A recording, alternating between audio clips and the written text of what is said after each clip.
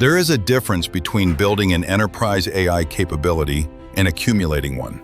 Most organizations accumulate. Every use case is assembled separately, so identity controls, data permissions, human approvals, and audit evidence get rebuilt each time. Complexity grows with every deployment.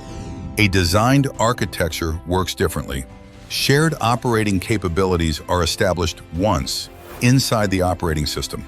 Verticals, agent workforces, and governed operational workflows inherit them. Governance by design means controls are not attached afterwards. Human oversight by design means decision authority is explicit.